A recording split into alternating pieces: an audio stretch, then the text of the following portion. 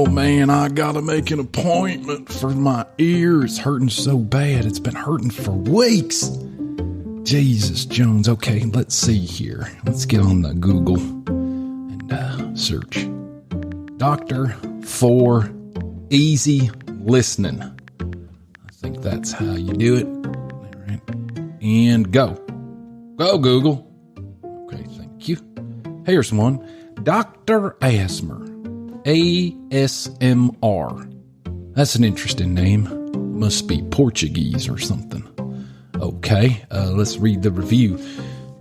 Dr. Asmar is a fine piece. That's an interesting review. I guess that's one way to look at it. Here's another one. Dr. Asmar is amazing. I really enjoyed the end of the session. The end of the session. I didn't know a doctor's appointment was called a session these days. You know, the world is an upside-down, topsy-turvy place. Well, I guess this is as good as any. Got to get this ear fixed. All right, let's make an appointment Tuesday at 2:30. Okay. See you then, Dr. Asmer. Thanks, Google machine. Welcome to the doctor's office. Yeah, I'm here for my 2:30 appointment with Dr. Asmer. Mm-hmm. Do you need my insurance card? Nope. Don't take insurance here, sweetie. It's not that kind of doctor. Okay, well, I guess that's that. I'll pay in cash, please. Okay, take a seat. She'll be with you in one moment. Hey, you, Mr. Thompson. The doctor will see you now, room number 12. Hello. Welcome. Hey, Doc, thanks very much. Nice to meet you. My name is Dr. Anthony. Please have a seat. On the sink? It's a little tight. Yes, as you can see, we don't have much space. I did notice that. Is this a broom closet or something? Okay, so today we have a cranial nerve examination. Is this correct? Well, I have an earache. Okay. Yeah, if that's what you're talking about. Before we start, I should probably ask you some questions. Go right ahead. But I don't have much time, so let's just start. Okay. I guess. Is there something I should know about you? Well, you should probably know that I have an earache. Okay, perfect. Okay, I guess. Perfect. Let me see. Okay, what are you going to take a look at here, doctor? Are you clicking at me? Was that a click? Did you make a clicking sound? Sorry, I should probably put my latex gloves on. Okay, you say so, Doc.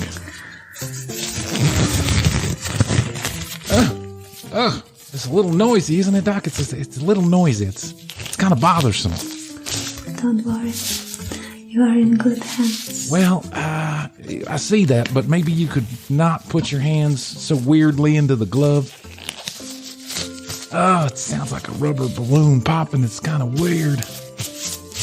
That's actually a little bit annoying, Doc. If you could not do that, if you and I could agree that you could not do that for the rest of the examination, I certainly would appreciate it. You know, I came here about an earache, and I don't really need all this other stuff done. I'm not sure you got to put your hand right down there. What are you writing down? Now I want you to tell me when you no longer see my fingers. Okay. I do not see your fingers, but I know where they are. Okay, Doc, this is not the kind of examination I was hoping for. I was thinking more like you'd stick things in my ears, not in my rears. Oh, dear God, Doctor, that's a little weird. Oh, is this honestly the way you figure out an earache? Mm-hmm. Uh-huh. Okay, all right. Okay, I guess that's it. Very good. Very good. Oh, this is weird. I'm going to have to tell somebody about this. Stranger danger. Stranger danger. Google machine was not right. What's all this weird noise? Now tell me, please. How many fingers am I holding up? How in the world am I supposed to know? You've got your finger in my butt. Two. One. I think that's three. Good. Two. Oh, I guess I'm getting these correct. That's a little strange. Oh, doctor. Okay. Ooh. Examination is finished now. I didn't notice any problems. I don't think you touched my ears. I will send you the results. Okay, by my email? Why are you going to do Please that? give me your address. My home address? I don't think that's really necessary. Okay. 1, 2, 3, 4, Oak Street. Okay. Wow, this is... Thank you very much. You're welcome. Have a wonderful day. Okay. What about my ear? You fix that? Okay, guess not. I'll talk to you soon, doctor. Thanks so much. Wow, that was an interesting one. My ear does feel better. My bum's a little sore. Did she say her name was Dr. Anthony? I thought it was Dr. Asmer. Dr. ASMR. I wonder what the ASMR stands for. Anywho, never going back to that quack.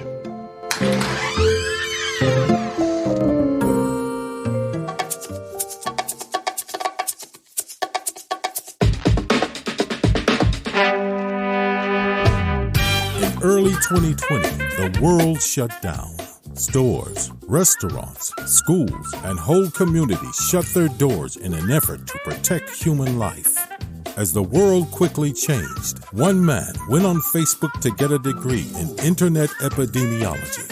Bryan, along with his lab assistant Hoadley, are curing coronavirus by commenting on fake news and reposting recipes of secret virus cures from a friend of a friend who works high up in government.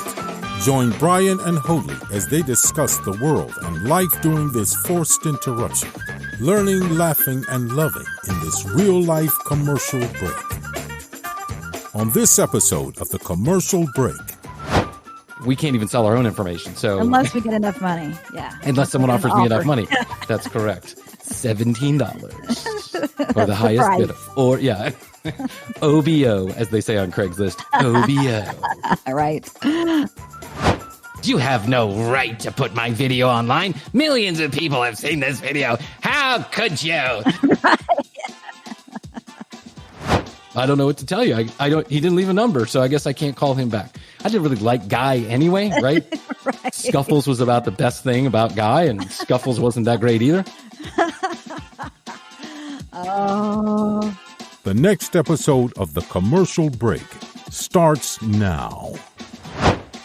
So yeah, so we're asking retired porn stars and stuff like that to be on our podcast, and I haven't heard anything yet, but I'm hoping for the best. Cheers. Cheers. So the guy said yes, and so she recorded the interview, and she gave me the opportunity to listen to it before it's broadcast, and it'll be broadcast later on down the road for lots of different reasons. But I have to say it was quite impressive, Hoadley. Nice. Yeah, I was pleasantly.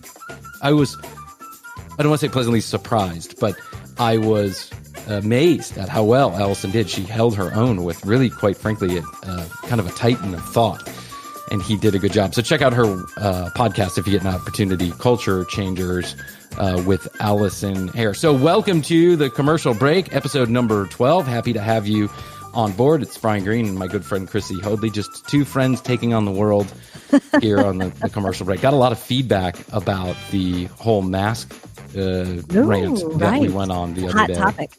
It is a hot topic, and for the most part, people were saying good on you, like good for what you guys were saying, that people need to wear masks and stop politicizing it. And so we'll get into that a little bit later, but first I just wanted to tell you, Hoadley, that The Commercial Break now has its very own special club that you two can join out there in the listenership world. And we're calling it, now hold on to your seat. I came up with a name. It's called The Break Room. Oh, I like it. You like it? Yes. I thought it was cool, and I thought it was interesting, and motherfucker if I couldn't figure out a different word to call. Pastor's like, you got to find out something cool to call it. And I'm like, how about the newsletter? And she's like, the newsletter sounds so shitty. Like, it just sounds so 1992. And I was like, oh, yeah, I guess. She said, find a cool name for it. And so it took me about 15 and a half seconds to come up with The Break Room. And I thought that was an interesting one. So you can go to the website, tcbpodcast.com. Right there, big fat old button. It says join the break room. When you join the break room, we will write you a newsletter probably once a month with kind of odds and ends and behind the scenes stuff. We'll also give you access to live shows and a free, if you act now, no charge except for shipping and handling, $19.99 plus $19.99 shipping and handling. We're going to give you a free extra hour of content every single month. How we're going to accomplish that, I'm not particularly sure yet, but the more people that sign up, the more pressure I feel to actually get it done. Right. So just know that. And people are signing up. So now I actually have to go do it. I started saying this like 3 episodes ago, and no one joined up the first time I said it. And so I was like, good. I don't have to do anything. I Right. just can keep on saying it, and no one's gonna. Now people are actually signing up. So guess what? Now I got to fucking get on. We got to fucking get on it. I don't know why I'm saying you got to lay some responsibility on you too. Think of a better name. I'm here for you. I like the break room. I like the break room. I like the break room too. Actually, Yeah. I think it's a great one. So it's a little club. Join it up. We promise not to spam you. We will never sell your information. Hell, I mean, we can't even sell our own information. So Unless we get enough money. Yeah. unless someone offers me enough money. That's correct. $17 or the highest bidder. Or OBO, as they say on Craigslist. OBO. Right. You can follow us on. That's right. You can follow us on social media at The Commercial Break on IG. We also have a Facebook page, The Commercial Break, a YouTube channel, The Commercial Break, and leave us a review. This is important. This is really important. I got to say this. And it's great that you join the commercial or the break room. Give me a few weeks to remember how I'm saying it. The break room, and I love that. And those are our most loyal listeners, and I know you are. Go do us all a favor, leave us a review, and it helps us. And how does it help us? Here's how it helps us. There's funky algorithms out there, and they rank your shows based on a couple things: traffic, new users, and then reviews seem to hold a lot of weight. And so when people leave reviews, especially new reviews, fresh reviews, then you get up there in the rankings on various different podcast platforms. More people listen to the show, allowing Chrissy and I to dedicate more time to it, because eventually someone's going to pay us a whole shitload of money to do this show, Hoadley. I'm working in the background to negotiate a deal currently. I'm very excited about this. That's right. I got an offer from my father to buy all the rights to all 12 episodes. Oh. That's right. He is agreeing to pay OBO. He's agreeing to pay my power bill for 2 months. Nice. And a box of diapers. And so I'm strongly considering that. I'm sure what my dad is going to do is burn those 12 episodes. So they're never heard. So yeah, so we went on this big rant last week about the masks. I won't do the same rant. You can go back and listen to episode number 11, but the gist was, why are we politicizing this? Stop it. The masks clearly are how most of these other countries are part of the solution, how all these other countries have managed to keep the coronavirus at bay after an initial spike. And so this certainly was politicized, including, our president and vice president, who refused to wear a mask or even say the word mask out in public. That is until yesterday, when Vice President Pence attended a church service with about 2,200 other people who were not wearing masks, but he was wearing a mask. And so I'm going to give credit where credit is due, right? I know that he was probably towing the company line for a couple of months there, saying, fuck the masks, don't worry about that. He didn't even say the word masks. I don't want to paraphrase him because he didn't even say the word masks, but he was wearing a mask yesterday. And I think that maybe now even some of the more hard-headed people are coming around to the fact that there's going to be one or two ways that we stop this. We got to stay away from each other for a little while.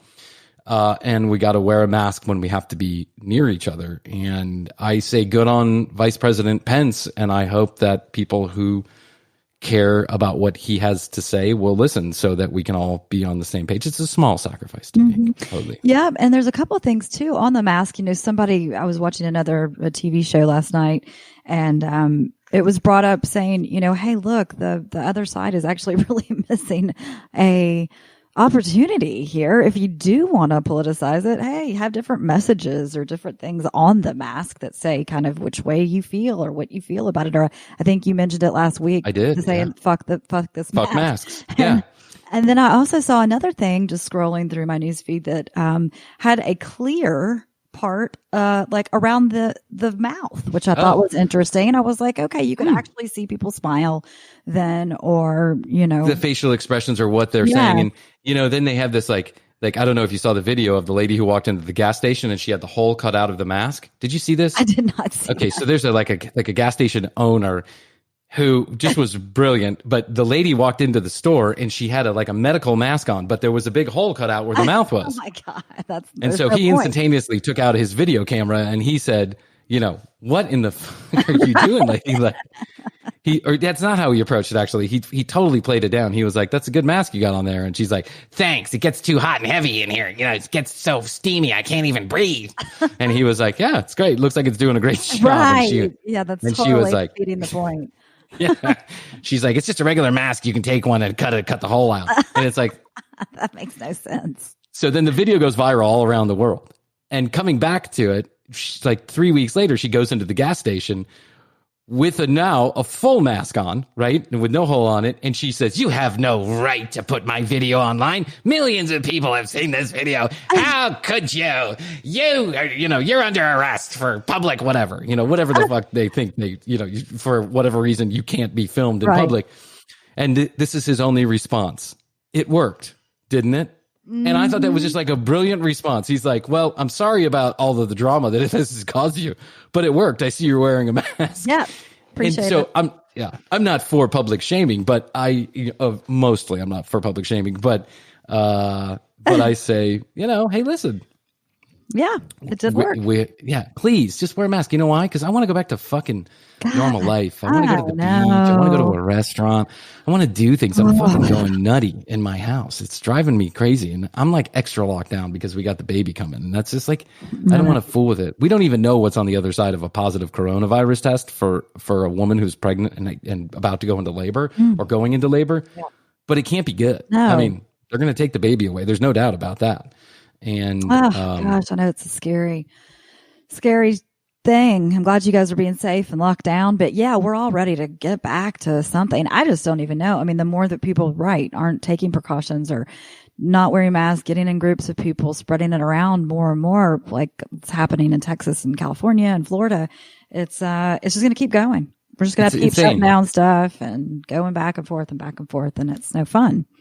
I had a friend who went to Destin, which is in Florida, here in the Gulf of Mexico. For those who don't live here in the United States, in the Gulf of Mexico, beautiful blue water. Yes. Very large beach town. What you would think of when you think of a large beach town here in the United States. Lots of hotels and resorts and fun things to do.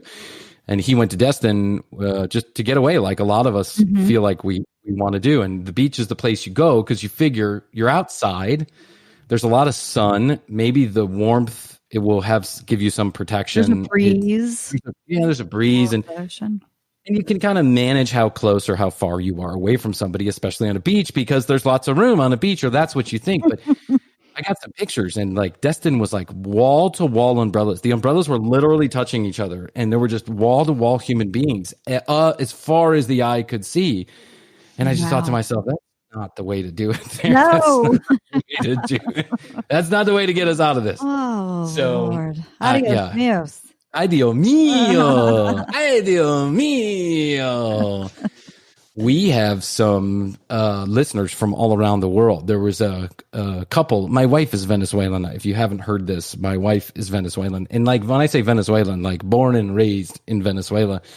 And so we have some connections to Venezuela. So it doesn't surprise me when I can see that some people are listening from Venezuela because, of course, we have some family down there. But there are people that are in Venezuela that are listening and interacting and commenting on the show. And they're like, "Yeah, we're your number one fan." And I'm like, "Oh, that's awesome. So sweet. So sweet of you. Do you think you could talk to that fucking president of yours and tell him to open up the borders so that my family members..." You think we got it bad here in the United States. Yeah, try and be down in Venezuela right now. That guy, that lunatic that's running the country his name is Maduro, has decided he's going to completely lock down the country. No insies, no outsies. So you can't go. And he's now extended that through August. And a lot of people think he'll extend it through December, through 2021.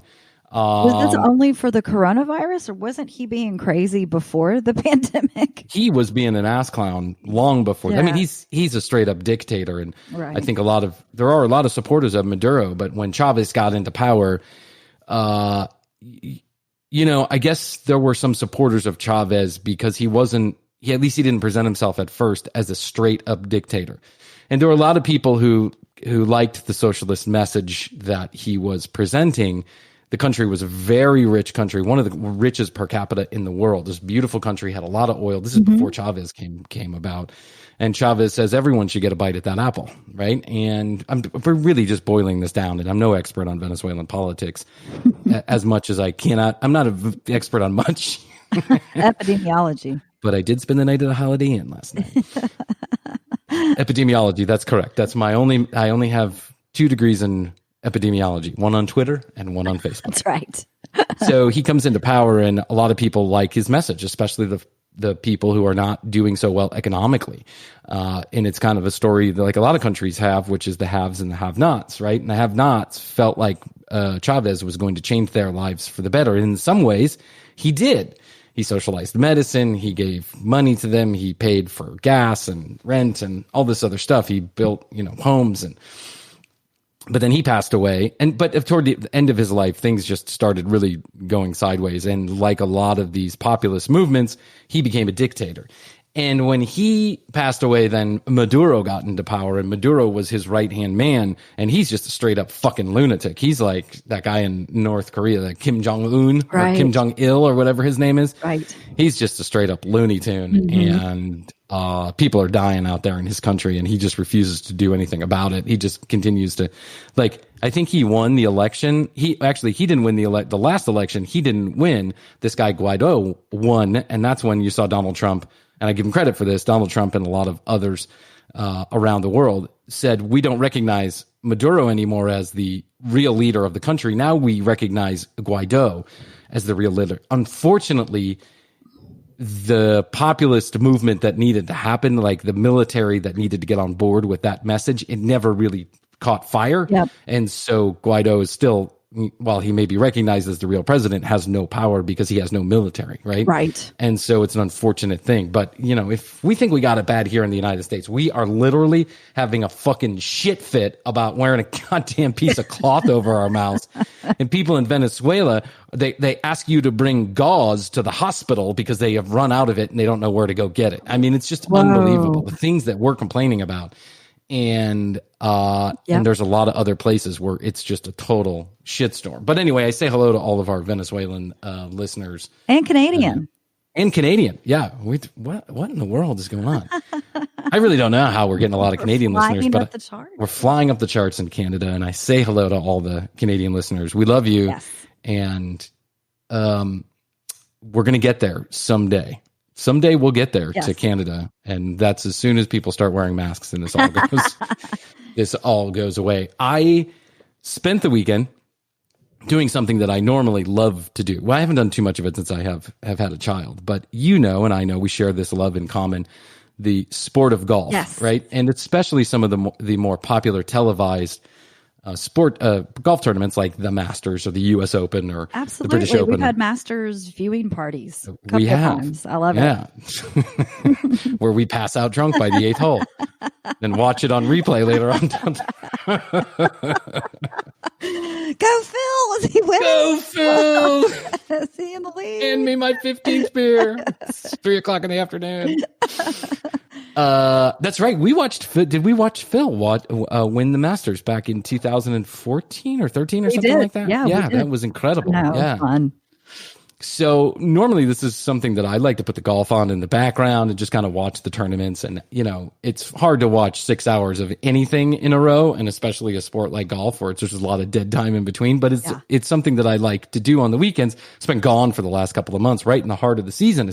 The Masters came and went, and they're not going to play it, or they're not going to have it until October, and that's questionable. So they actually started playing professional golf again. And it made me realize that with fans, it's pretty boring, but without fans, it's really fucking boring to watch golf. I mean, it is really fucking boring. You're like, no crowd reaction, no hype, no nothing. Even when some of the best players in the world are out there hitting their shots, it just doesn't have any teeth to it. Yeah, it's much different. It's like, you don't hear the roar of the crowd from the hole where somebody just made a hole in one, or it's like watching a high school team out in the municipal, court. Yes, dick around. But I did watch some golf, and it just made me long for some normality. Mm-hmm. Like when you see that there's no crowd. There can't be any crowd. They just totally took the crowd away. Yep. And now it's just a bunch of guys out there making millions and millions of dollars for striking a ball all by themselves. It really makes me miss it. And especially the Masters. I wish that the Masters would have been played, or I wish the Masters could have been played in the spring. I wonder what it's going to be like in October. For those of you that don't know, golf has 4 majors a year. It's like their championships where the best of the best go up against the hardest courses and the best players in the world. Mm-hmm. And the Masters is a tournament that's held here in Georgia in a town called Augusta on a beautiful course called Augusta National. Mm-hmm. The azaleas, just a big lush green golf course that's different for so many reasons. When you go to the Masters, if you're so lucky or if you have that much money to actually get tickets to this, it's one of the most prestigious events in sporting. And if you are lucky enough to go, you'll understand from the get that it's much different than any other sporting events. You can't wear t-shirts with logos on it. You can't have your cell phone. You don't spit on the grounds. You don't cuss on the grounds. You don't walk on the grounds. The television coverage has like 12 commercials the entire day. Yep. It's just a very different, I don't know, it's very highbrow, I guess is the way to put it. But it's a lot of fun to watch because it's also some of the best golf that you'll see all year. Even those who are not typically interested in golf the rest of the year may find themselves interested in the Masters if you get hooked on the allure and the interest and kind of the the prestige of the event, right? You can the green jacket. That's right. You can be highbrow for a day when you watch the Masters on CBS, a tradition like no other. Yes. Yeah, there's And like 4 sponsors, right? You know? They're probably going to charge me $10,000 for saying that. I bet Probably that was not allowed. Wasn't clear. The Masters, a tradition like any other. How can I change it? The Masters, go fuck yourself. So it made me think back to I've been to the Masters. It reminded me of a story. When I was like 22 years old, I was roommates with this guy. He was an Irish guy. He wasn't off the boat Irish, but he pretended that he was off the boat Irish. You know what I'm saying? Like everything was about Irish. Mm-hmm. He's like, I'm fucking Irish. Don't fuck with me, right? Fucking Irish. I get angry easy. I'm fucking Irish. I can drink 35 beers in one sitting. I'm fucking Irish. I'm dumb as and I'm Irish too, but I don't go around saying it every 15 seconds. But this guy did. He's just a real lug nut, like one of those guys. Soup alpha, fucking male. Lug nut, right? Like bangers. And I got hooked up with him through a friend. I was working at a restaurant. That's how I got to live with him. He was my roommate. And I'll never forget this. It was the Masters. I had never been to the Masters. At that point, I don't even think I was really all that interested in the Masters. I was interested in a lot of other things that, were most definitely anti-Masters. And so the guy says, I'm up in the morning and the guy says to me, I'm going to the fucking Masters today. I'm going to the fucking Masters. So look for me on the TV. And I'm like, okay. And he had a dog, like a puppy at the time that was eating up everything, like the wall, the curtains. Right. He'd leave him in the bedroom for 13 hours at a time. He says, take fucking Scuffles out for a walk if you would, please. Scuffles or whatever his fucking name was. And I'm like, yeah, sure. Guy. I don't even want to say his name. It's been so many years, but I don't even want to say his name. Let's call him Guy. So I said, sure, Guy. Yeah. Pretty close. Good job, Hoadley. At least part of that is correct. So Guy says, take Scuffles out for a walk. And I'm like, okay, sure. So I took Scuffles out for a walk and didn't think much of anything else. Went to the pool or went to work or whatever I did. I come home later on that night. This is at a time when not everybody had a cell phone. Most of us most of us had some kind of cellular device, but not everybody. And we had a house phone. And I get back to the house and it's probably 8:00 at night and there's like 337 messages on the voicemail machine. I mean, just like full to the hilt, right? And I'm like, beep. Hey, dipshit, pick up the phone. It's me. Beep. Where the fuck are you? Beep. Man, I really need to talk to you. Pick up the phone, And I'm like, oh fuck, God. Well, I guess Guy really needed to talk to me. I don't know what to tell you. He didn't leave a number, so I guess I can't call him back. I didn't really like Guy anyway, right? Scuffles was about the best thing about Guy, and Scuffles wasn't that great either. And so I'm like, no, whatever. So I go and do whatever I'm doing, and the phone rings. It's Guy. I pick it up. No, yes, it is Guy. You are receiving a phone call from an inmate at the Augusta Penitentiary. Press 1 to accept these charges. No. And I'm like, oh, shit.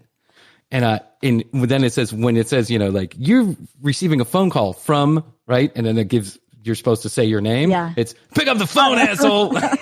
He didn't even say his name. Is a inmate at the Augusta Penitentiary. So I press 1 and I pick up the phone. What's up?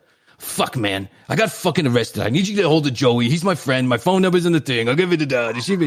And I'm like, why the fuck did you get arrested? I don't know, man. I was just in the crowd and then all of a sudden I got arrested. I can't talk about it anyway. They're recording everything. So fucking get a hold of Joey and tell him to get Joey Bag of Doughnuts and get him down here.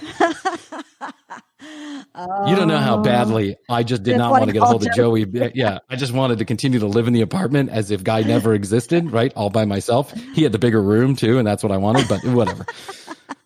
So I begrudgingly took Scuffles out for another walk and then called Joey Bag of Doughnuts. And Joey Bag of Doughnuts was a guy that I found out at that moment was the guy who actually owned the apartment. Now, Joey Bag of Doughnuts was a guy that would come over frequently to Guy and I's place. And this was the 3-bedroom apartment, but there was only 2 of us living there. And in this 3rd bedroom, Joey Bag of Doughnuts would occasionally come over late at night or otherwise and bring a young lady over and, how do you do, scoot and boot, right? And then he was gone. And the answer is that Joey Bag of Doughnuts had his own house.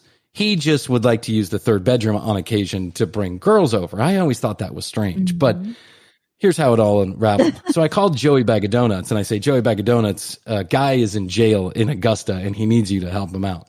That motherfucker, I ain't going to help that motherfucker out for shit. He owes me 6 months of rent and I ain't dealing with it. And I'm like, 6 months of rent?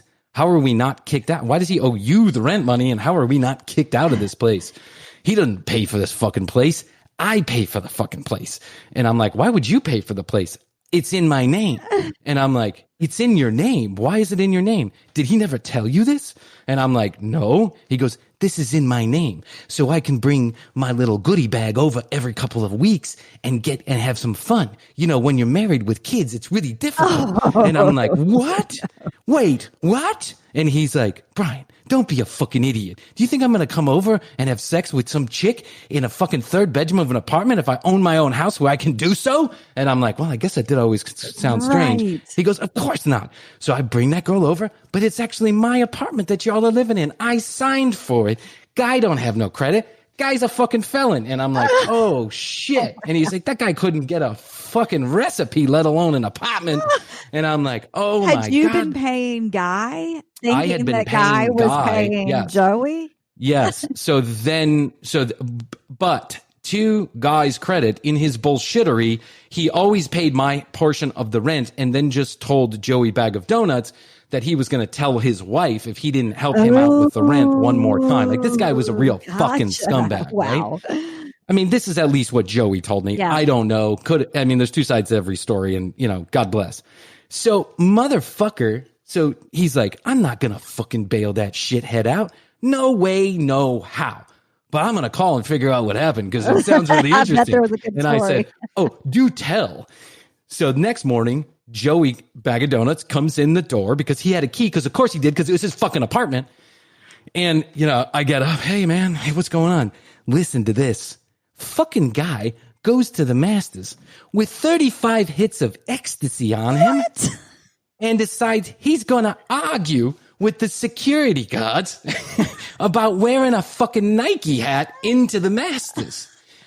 Well, after he put the hat away in his back pocket, he decides to put the hat back on and tell the guards to fuck off and run into the crowd as if he was going to get away from them. Yeah, right. Well, he was quickly tackled by the Masters security, and I'm sure a couple law enforcement officers from Augusta National, or the city of Augusta, and he was arrested, and he had 35 hits of ecstasy in his fucking sock. And he was wearing shorts. At least when he left mine, he was wearing shorts. Who puts shit in their socks when you're wearing shorts? It's like, hey, sir, what's that big bulge coming out of your sock? So this was like the fucking nuttiest thing I had ever heard at the time. Anyway, the nuttiest thing that I had ever heard. As much as Joey Bag of Doughnuts tried, and he did try, I'll give him credit, to get a little campaign together to get this guy out of the Augusta State Penitentiary, no one would give money because everyone disliked this guy with a passion. And he owed people anyway. I don't even know if it's about the owing money. I think it's just because he was an asshole. He worked at the same restaurant I did. That's also how we knew each other. And it was just like a total shit show every time the guy was around. Yeah. And I think, so it ended up that the lease was up 2 months later. I lived in that place by myself for 2 months. Joey Bag of Doughnuts came and went, did his little thing, never bothered him, never bothered me. I took care of Scuffles until on the inside, Guy found another home for him. And because I said, I can't take Scuffles. I mean, lock him for now, but I don't need Scuffles to ruin the next apartment that I'm in. And Scuffles. And lo and behold, like the day came and went. I moved out of the apartment, happily moved out of the apartment. And as a last favor, Guy asked me if I could move his stuff into a storage unit for him. And I happily told him to go fuck himself. I would not be doing that. But I'll make sure that Scuffles gets in good hands. Right. Unbelievable. So I missed the Masters. I just missed the Masters. Fast to the Masters. I can't believe that guy took a bunch of drugs to the Masters. Like, it's not even that kind of a party. No, it's not that kind of. I mean, I guess it could be, but you got to be more smart than in the sun, and you're walking around. It's not like you can play music and have some, there's no music. You can't even bring a phone in there. Like, you can't even bring music if you wanted to. There, it's a beer, like a club atmosphere. No. It's a club, but the kind of club. It's the kind of club that your grandfather would belong to if he had $10 million available to him. It's like the most prestigious country club in the world. And you'd certainly, you're right. It's not the 35 hit kind of, and how long was he going to stay? 35 hits. Did he think he was going to sell 35 hits? Yeah. Like what? Hey, how shuffling up to people. Hey, you want I mean, that just goes to show when you dress wrong for the right party. It's just like, I got my chaps on and I'm going to church. It just doesn't make any sense, right? You're just not going to get in the front door. And and then to be an idiot on top of it. But my uncle used to have a word. My uncle had a saying, and I've always said it that it's my uncle. I don't even know if the guy was really my uncle. He was just a guy that hung around. But he used to say, "Don't fuck up while you're fucking up," right? And so if you're going to decide to bring 35 hits of ecstasy in your sock pocket, we'll call it a sock pocket. Yeah. If you're going to bring it in your sock pocket, then don't argue with the security guards about taking a fucking hat off. Just take the fucking hat off. Move on. Leave it alone. Leave it alone. Yes. It's unbelievable. Wow. Oh, man. Unreal. You're friends.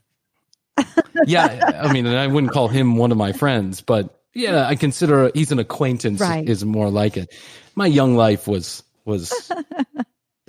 listen, I make no bones about it. I was a willing participant in all kind of chicanery. Yeah. I tried to stay away from harming anybody, but except for myself, of course. And I just had fun. I worked in the restaurant business. There are a lot of interesting characters in the restaurant business. I know. I worked in a restaurant a couple of different times, and my younger days too. And yeah, it's a lifestyle, the whole thing. Especially too if you're working those night shifts. I mean, people sleep all day and then get up and you go make a bunch of cash and go spend it. And then and of course there's 6 or 7 do it all over again.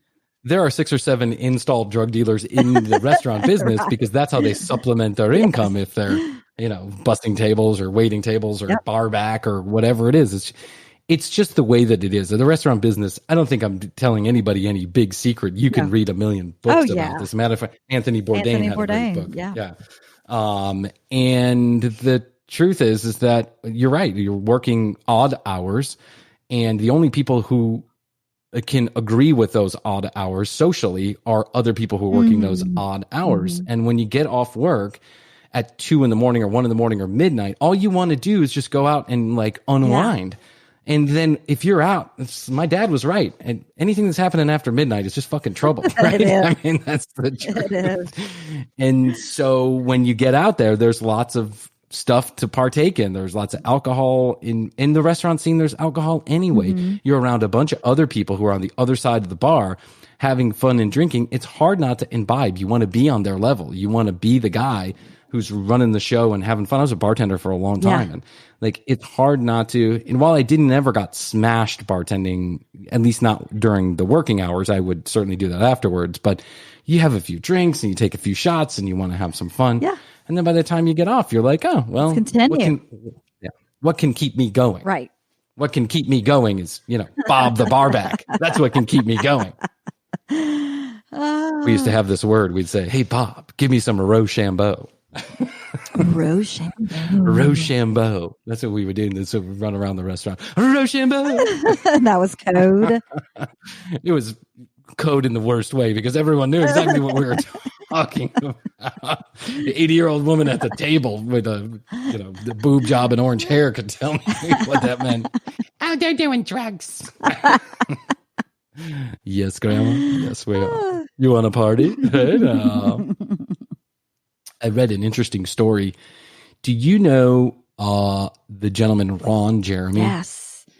Okay. Did you read this story? Did you get on this story? Did something about very inappropriate behavior. I mean, he's a porn star anyways, but I think he took things too far with some ladies. Ron Jeremey is since I'm going to say late 60s, maybe since the late 60s, has been a porn star, male porn star, mainly in straight porn. I don't know that he's ever been in gay porn, but I've never ever seen any of his movies. I've seen still shots of a movie, but I could care less about Ron Jeremey. I've heard he's supposed to have a very large piece of anatomy.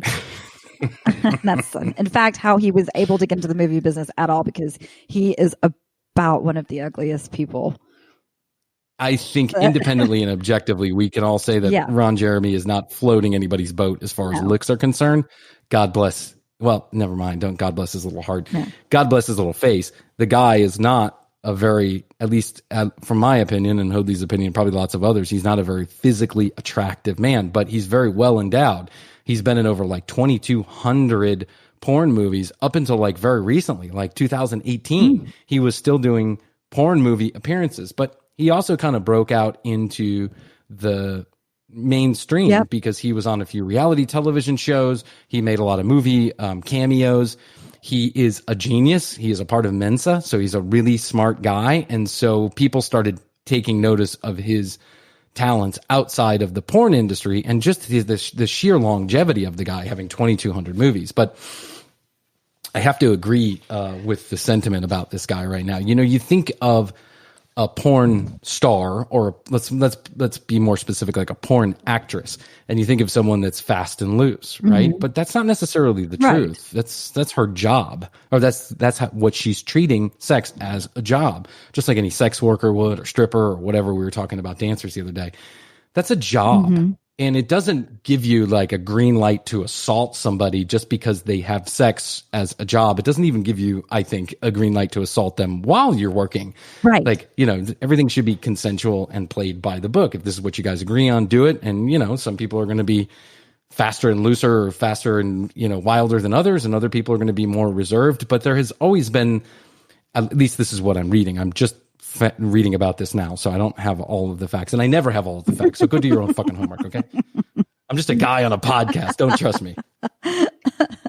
So what I'm reading is that Ron Jeremey for years has had kind of a reputation of being someone that is not very respectful of women's personal space, is that on set and off set, he's very creepy. And so this other porn star put together a YouTube video, it's about 10 minutes long, with pictures and videos and clips and all this other stuff, and written, other porn stars that had written in about all these sexual assaults that Ron Jeremey had done, like on camera, right? And when you see some of the video, it's like, oh, that's clear. Like a girl outside of a Vegas nightclub, right? She wants a picture with him, and she's got some, she's well endowed. She's got big boobs and very pretty girl. She goes to take a picture with him, and he lifts up her shirt, grabs her boob, and puts it in his mouth. Oh my God. Right. Yeah. And it's obvious that's not what she was looking for. She was just looking for a fucking picture.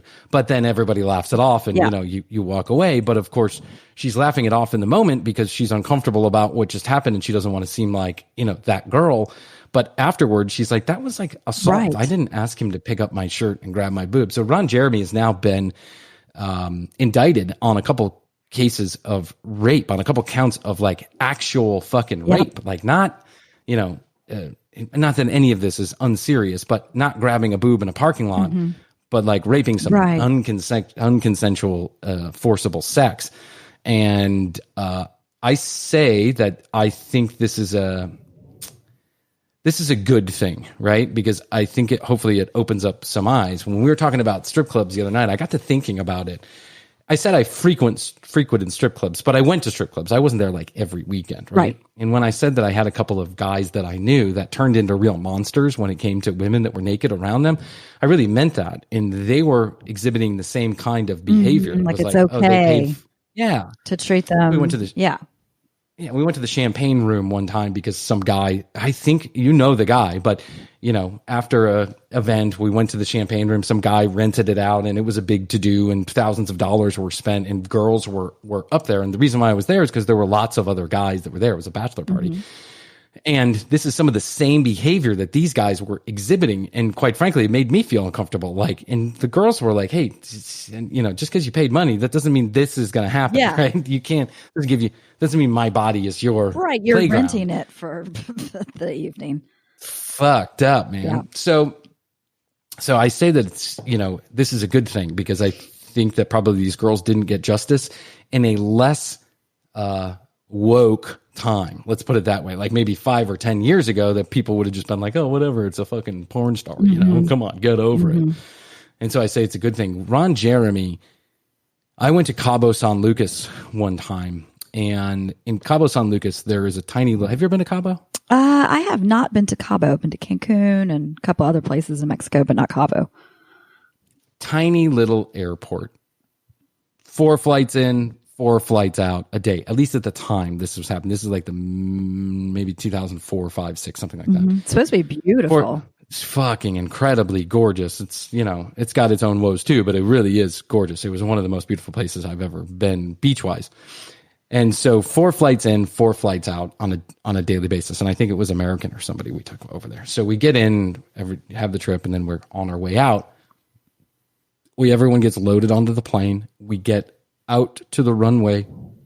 The pilot starts to hit the thrust, and we go, 0 to 60 in 10 seconds. You know that feeling, right? So 0 to 60 in 10 seconds. I've never been on a plane when this happened. And then all of a sudden we screech to a halt. Like everyone flies forward. Whoa. Stuff comes out of the cabins. The pilot made a concerted effort to stop as quickly as he could. And because I am having some experience with airplanes, it's just like when you hit a certain speed, you got to go or you're going to die, right? So you either go or you stop, one of the two. And if you hit a certain speed, you can't stop. You just got to keep on going and pray you can make it back around to the runway. So obviously this is a big deal. And so the pilot comes on and he says, listen, right before we took off, we had this light come on. It's clear that we cannot fly with this light on. While we don't think it's real, if it is real, it would be dangerous to flying. So, I think it's a false alarm, but let's get back and we'll check it out. This turned into like a 3-hour, us on the plane for 3-hour ordeal, and then off the plane. And then eventually the last flight for the day took off, and they explained to us that they now had to find another plane to come take us all away. So they were going to get a plane from a different place. We were in this tiny little airport in Cabo San Lucas. Yeah. Forever. And there's like one at the time, like, pizza shop, a sandwich shop, and some coffee and stuff like that. So as we're sitting there in this tiny little airport, I look over to my right, and about 4 seats and across in this airport lounge is Ron Jeremey. Oh. Yeah, and there was some other people on the flight too, like the lead singer of the Killers was on the flight with what looked like to be his girlfriend. There's only 4 flights in and 4 flights out, so if you're flying, Cabo San Lucas is a pretty popular place, so it's Ron fucking Jeremey. So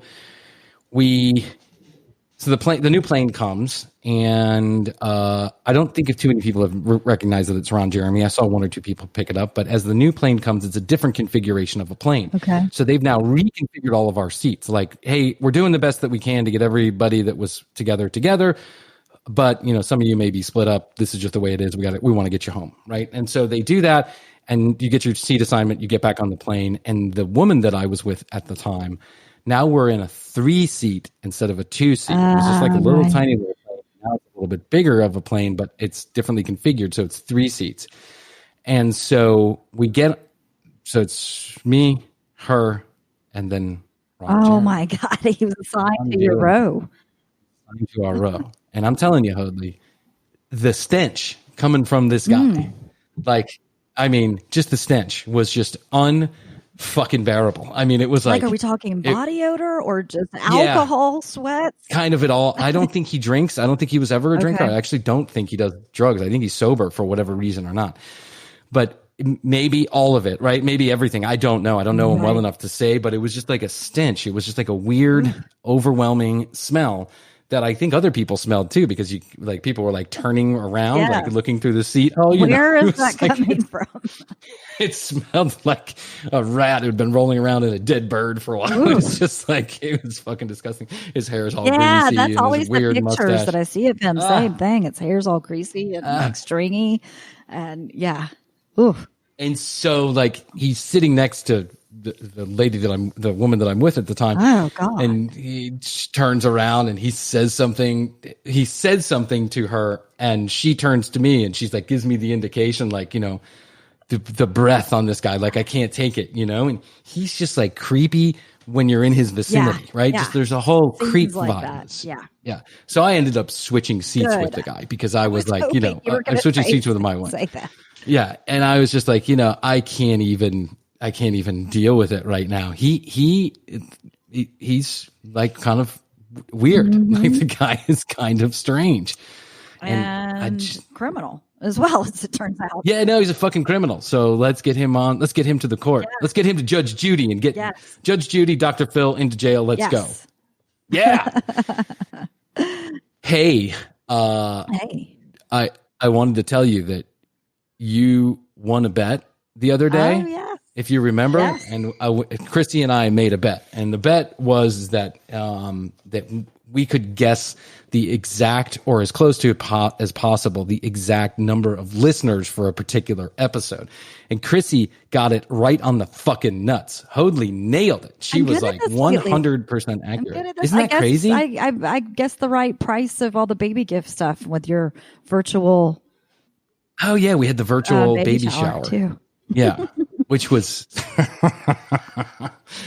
actually, it was my favorite baby shower I've ever attended. It was a virtual baby shower. It was quick. Everyone had a good time. No one, I've been to some baby showers where like people get shit faced and they end up face down on the grass. Like in the cake.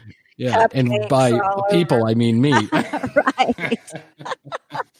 I got invited to a baby shower one time and I didn't even I barely knew the girl, but I was friends with other girls that she was friends with. I got invited to this baby shower and I show up and I am literally, there was like 38 women and I am literally one of two guys. Sure. Yes. And the other guy was gay. That's just the truth, right? It's not, I'm not knocking anybody. He was gay, and which is fine. But I think I may have been misclassified. Right. I just rolled with it. I just had fun. Yeah. But they were drinking, and I mean, these girls were drinking heavy, except for the woman who was pregnant, obviously. But these girls were drinking heavy. They were having a good time. And that's one of the times when I just got so schnockered. I had a hard time piecing together what happened later on in the afternoon. I remember playing games, and then I may or may not have thrown up in the punch. I was about to say, I'm picturing people with eating a cupcake, just where there's icing all over you. Dude, it was champagne and cupcakes. Some people wild out at those parties. It starts off prim and proper, and it really does. Yeah. One last thing, that Facebook, they took a knock on this advertising revenue. Yes. Did you read this? Reading about how Unilever, I think, so that they weren't advertising for the rest of the year.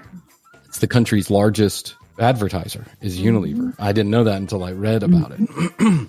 I think it's a good thing. I think it's a good thing to throw your money behind causes throw your money or not throw your money behind causes you agree with. And I just wonder what comes of this. That's my question. What comes of this month-long stall? One thing that I get a little bit nervous about there's no doubt this revolution that's going on, and I do believe it's a revolution, a cultural revolution from the ground up, organic, right? And it's well deserved. Yes. Because people got to stop dying at the hands of police officers, amongst so many other things, racism and bigotry and all this other stuff. It's got to stop, and we can't we shouldn't live in a society where it's completely okay in some circles to just be an outright racist or a bigot. But I get a little bit concerned about cancel culture, right? I get a little bit concerned that it flies a little bit too far in the other direction, and then we don't leave room for growth. Like, I think there are honestly people out there who may just not know better, and maybe a good talking to is what they need, and not a public lashing or public shaming. I just my opinion. I just thought I'd throw that out there. That I think when we're all out there fighting for justice or fighting against injustice, we should understand that some people, they just need some time to grow. They need some time to realize it's not going to change overnight. And we all change. Everybody changes. Things are different, right? Yeah. And so, well, I 100% agree. Facebook is a shit house and it needs to be burned down. I mean, Facebook is such a fucking cesspool. It really is. I think we just need to be careful that we also keep, we bring people in the fold and we allow them to grow and to understand. Just like me, I make mistakes. Everyone makes mistakes. I make mistakes, Chris. I make mistakes. Sometimes Are you going to go back, or is this just a diversion to get away from the bet that we played? I thought that you were stalling. I wanted to take it. Well, this is what I want to say. I don't actually know any Grease songs by heart, so you have to give me one more episode to get this together. And I promise, I know like half a song from one. It's like, we go together like warm ice cream and wet sand. We go together like Vaseline and my dick in your hand. Everyone wondering why we're singing I have to sing a Grease song. I have to sing one line from a Grease song. So I'm going to pick a good one, and I'm going to make sure it's excellent for all of the radios. Or you can pick it. If you want to pick it and send it to me, I'll learn it. And then, whatever you think would be the most punishment for me, because I make mistakes. Okay, so this was going to go on the next episode. The next episode of the commercial break. Tune in. Sounds so serious. TCBpodcast.com is where you go to listen to all the episode, read the show notes, and find out more about us. You can go and join the break room, which includes a monthly update and behind the scenes, access to live shows, and extra content on a monthly basis. Just go and there's a big button that says the break room, and you can subscribe to the break room there. If you'd like to be on the telephone show, go to the contact us page. I'd like to be on the telephone on a show, go to the contact us page and drop us, tell us what you want to be, what you want to talk about, and then give us your phone number. We'll tell you how and when to call in. So tcbpodcast.com. And remember, go to our social media stuff and like us. You can find all that stuff on the website. Thanks for having me. Thanks for having me, Brian. No. Thank you. No. Thank you. I love you. I feel so bad because last week, like, we were all talking and having a good time, and then Jeff jumped in, like he came in late into this. We were having a social discussion, just to let the audience know, having a social discussion, me, Chrissy, Rachel, after a show we recorded, and then Jeff came in after some golf. It was like, right toward the end of the conversation, and he puts the headset on and is like, hi, and I'm like, hey man, I gotta go. And he's like, go fuck yourself. And I was like, I get on here and now you gotta go. I get on and everyone leaves. I love you. I love you too, Brian. We'll talk next week. Sounds good. Commercial break. Bye. The Commercial Break, hosted by Brian Green, is an irreverent look at the world around us and those who inhabit it. The Commercial Break is now available on all major podcast platforms, including Apple, Spotify, Google, Stitcher, Overcast, and others. Episodes drop every Wednesday. Visit tcbpodcast.com for more information. The Commercial Break. Tune it in and write it out.